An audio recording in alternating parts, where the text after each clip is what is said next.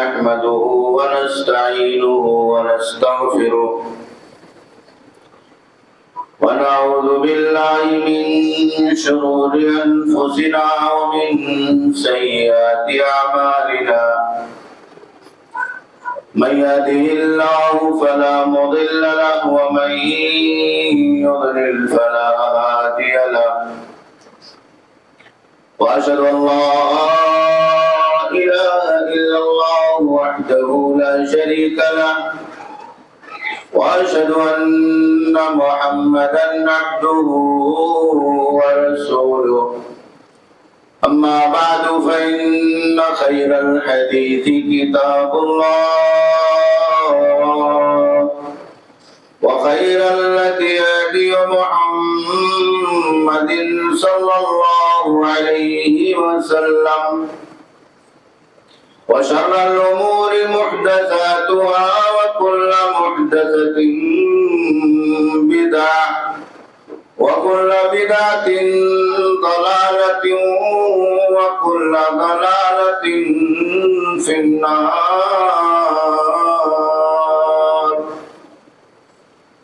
فأعوذ بالله من الشيطان الرجيم بسم الله الرحمن الرحيم قاف والقرآن المجيد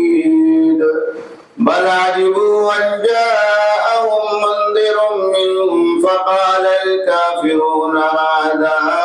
شيء عجيب أإذا متنا وكنا ترابا ذلك رجع بعيد قد علمنا ما تنقص الأرض منهم وعندنا كتاب حفيظ بل كذبوا بالحق لما جاءهم فهم في أمر مريج أفلم ينظروا إلى السماء فوقهم كيف بنيناها وزيناها وما لها من فروج والأرض مددناها وألقينا فيها رواسي وأنبتنا فيها من كل زوج بهيج تبصرة وذكرى لكل عبد منيب وقال تبارك وتعالى في مقام آخر إن الله يأمركم أن تؤدوا الأمانات إلى أهلها وإذا حكمتم بين الناس أن تحكموا بالعدل إن الله نعم ما يعظكم به إن الله كان سميعا بصيرا اللہ حکم الحاکمین جس نے ہمیں اور آپ کو اس کائنات میں زندگی گزارنے کی تمام نعمتیں اور اس کے لیے تمام تر سامان عائش فراہم کیا ہے، اولاد، صحت و عافیت، مال و دولت، اور اس کے علاوہ سب سے بڑی اور قیمتی نعمت ایمان کی، اسلام کی اور اللہ رب العالمین کی معرفت اور اس کی نعمت ہمیں اور آپ کو جو ملی ہے، اس پر ہم اور آپ اللہ رب العالمین کی جتنی بھی عبادت کریں، شکر گزاری بجا لائیں، حمد و ثنا، تسبیح و تحلیل بیان کریں، یہ اللہ رب العالمین کی ان تمام نعمتوں کے مقابلے میں بہت ہی کم ہے۔ اللہ رب العالمین کی بے شمار حمد و ثنا کے بعد اس کائنات میں بھیجے گئے تمام انبیاء کرام، سیدنا آدم علیہ السلام سے لے کر کائنات کے تمام نبیوں اور پیغمبروں پر، بالخصوص امام الانبیاء خاتم النبیین رحمت للعالمین سید العرب والعجم محمد عربی محمد رسول اللہ صلی اللہ علیہ وسلم پر اور آپ کے تمام جانثار ساتھیوں پر، صحابہ کرام پر بے شمار درود و سلام نازل ہوں، جنہوں نے دین کے لیے اور اللہ رب العالمین کے دین کی دعوت کے لیے اپنی تمام تر قربانیاں اور جافشانیاں اس کائنات کے اندر پیش کی، اور اللہ رب العالمین کا یہ پیغام پوری دنیا کے اندر پہنچایا، اور ہمیں اور آپ کو اس کی بدولت اس دنیا کے اندر اللہ رب العالمین کی یہ نعمت اسلام کی شکل میں، صحیح عقیدہ کی شکل میں، اور پیارے نبی جناب محمد رسول اللہ صلی اللہ علیہ وسلم کی سنت اور اس کی اتباع کی شکل میں حاصل ہوئی۔ میرے دینی بھائیوں اور دوستو، خطبہ مسنونہ کے بعد قرآن مجید کی ایک آیت کریمہ آپ حضرات کی خدمت میں پڑھی گئی ہے، جس کے پہلے حصے میں اللہ رب العالمین نے اس بات کا تذکرہ بیان فرمایا ہے کہ اللہ رب العالمین اس بات کا حکم اپنے بندوں کو دیتا ہے کہ انہیں چاہیے کہ اللہ رب العالمین کی طرف سے جو امانتیں اور ذمہ داریاں ان کے اوپر ڈالی گئی ہیں ان کی وہ ادائیگی کریں۔ ان اللہ یامرکم ان تؤدوا الامانات الی اہلھا، اللہ کا یہ حکم ہے کہ اللہ رب العالمین کی طرف سے جو امانتیں انسان کو دی گئی ہیں ان امانتوں کو انسان بڑی ذمہ داری کے ساتھ، بڑی ایمانداری کے ساتھ اور بہت ہی ایمان اور تقوی کی زندگی گزارتے ہوئے اس کائنات کے اندر ادا کرے۔ ہمیں اور آپ کو یہ بات بہت ہی اچھی طریقے سے معلوم ہے کہ اس کائنات میں اللہ رب العالمین نے ہمیں اور آپ کو پیدا فرمایا۔ ہمارا اور آپ کا وجود اس کائنات میں کسی مقصد کے لیے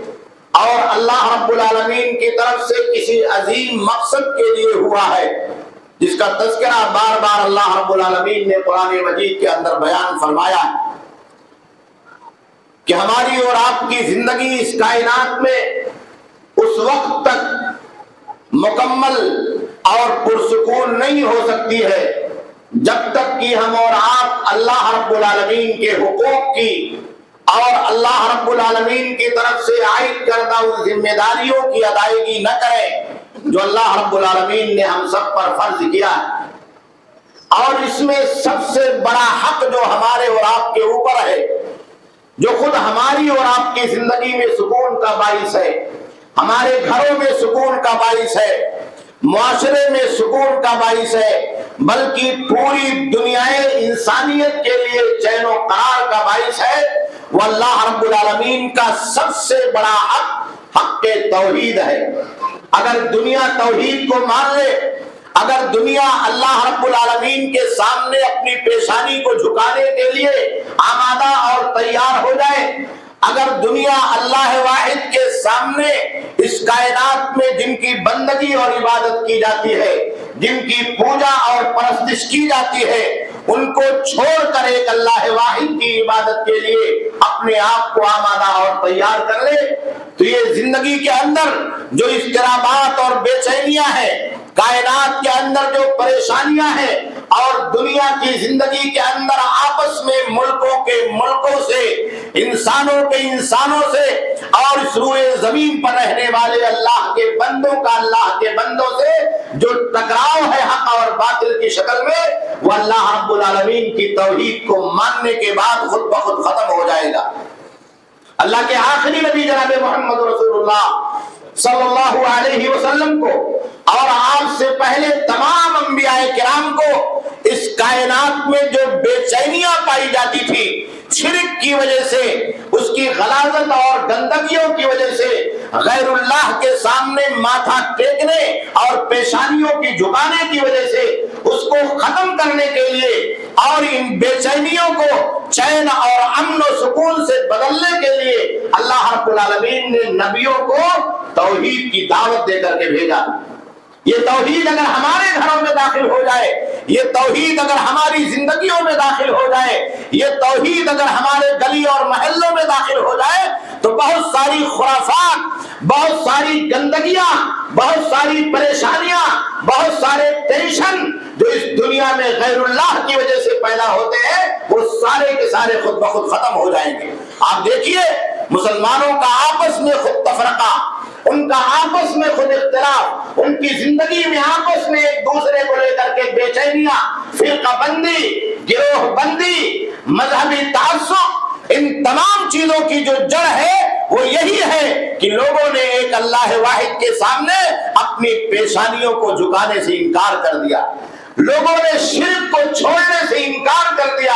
لوگوں نے اس دعوت کو چھوڑ دیا ہے جو دعوت پیارے نبی جناب محمد رسول اللہ صلی اللہ علیہ وسلم اور آپ سے پہلے تمام انبیاء کرام نے کائنات کے لوگوں کو دیا۔ اللہ کے نبی صلی اللہ علیہ وسلم تو اپنے خاندان کے لوگوں کو، مکہ کے لوگوں کو، وہاں کے مشرکین کو، وہاں کے بڑے بڑے سرداروں کو یہی کہا کرتے تھے، قولوا لا الہ الا اللہ تفلحوا، کہا سب سے پہلے ایک اللہ کی توحید کو مان لو، اللہ کی عبودیت کا اقرار کر لو، اللہ کی الوہیت کا اقرار کر لو، اللہ رب العالمین کے سامنے اپنی پیشانی کو جھکانے کے لیے آمادہ اور تیار ہو جاؤ، اور یہ جو 360 بتوں کا، غیر اللہ کا بھرم تمہارے دلوں کے اندر سوار ہے اور اس کی عقیدت اور محبت تمہارے دلوں کے اندر بیٹھی ہوئی ہے، اس کا خاتمہ کر کے ایک اللہ کی محبت، ایک اللہ رب العالمین کی تعظیم اور ایک اللہ رب العالمین کی کبریائی کے لیے تیار ہو جاؤ، تو یہ دنیا تمہاری مٹھی میں اللہ رب العالمین دے دے گا، اس کائنات کو اللہ رب العالمین تمہارے قبضے میں دے دے گا، اس پر تمہاری تمکنت ہوگی، اس پر تمہاری حکومت ہوگی، اور یہ بساط حیات اللہ رب العالمین تمہارے حوالے کر دے گا۔ لیکن وہ لوگ نہیں مانے جن کو اللہ رب العالمین نے توفیق دی، وہی اللہ رب العالمین کی توحید کو ماننے کے لیے اور پیارے نبی صلی اللہ علیہ وسلم پر ایمان لانے کے لیے آمادہ ہو۔ تو میرے بھائیوں،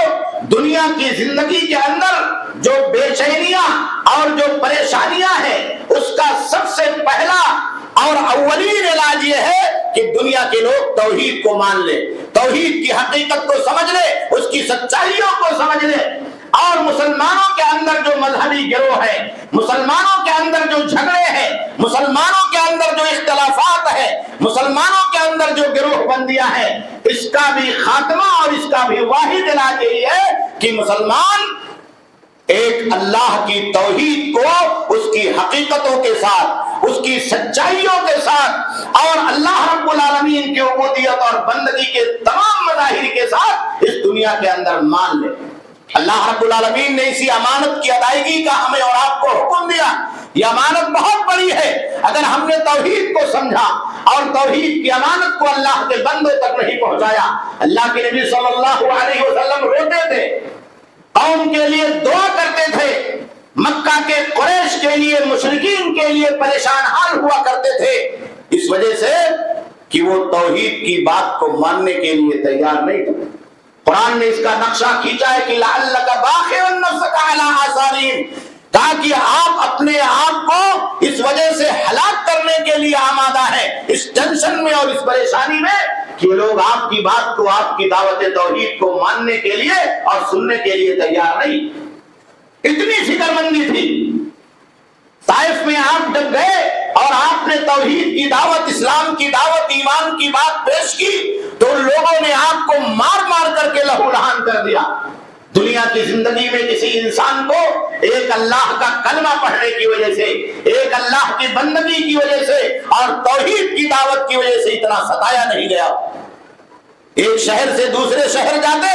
لوگ چڑھائیاں کر دیا کرتے تھے، تشدد پر آمادہ ہو جاتے تھے، مار پیٹ پر آمادہ ہو جاتے تھے کہ یہ توحید کی آواز کیوں بلند کر رہا ہے، اللہ کا نام کیوں لے رہا۔ میرے بھائی، یہ دھرتی اللہ کی ہے تو نام کس کا لیا جائے گا؟ زمین سے آکاش تک اور آکاش سے لے کر پاتال تک، بحروں پر اور خشکوں پر اللہ کی مٹھی میں ہے، اللہ کے قبضہ قدرت میں ہے، تو نام کس کا لیا جائے گا؟ آپ اللہ کا نام لیں، اللہ کی توحید بیان کریں تو دنیا ناراض ہو جاتی ہے، دنیا آپ سے جھگڑا کرنے کے لیے تیار ہو جاتی ہے۔ مکہ کے لوگ اس قدر ناراض ہوئے اسی توحید کی وجہ سے کہ پیارے نبی صلی اللہ علیہ وسلم کو ستایا، آپ کے ساتھیوں کو ستایا۔ حضرت ابو بکر صدیق رضی اللہ تعالیٰ عنہ اسی توحید کی کتاب قرآن مقدس کو اپنے گھر کے اندر پڑھتے، آواز تھوڑا سا کھڑکی سے باہر نکل کر کے، شہر سے باہر نکل کر کے گلی میں چلی جاتی، کبھی خاندان کے بچے حضرت ابو بکر صدیق رضی اللہ تعالیٰ عنہ کی اس آواز کو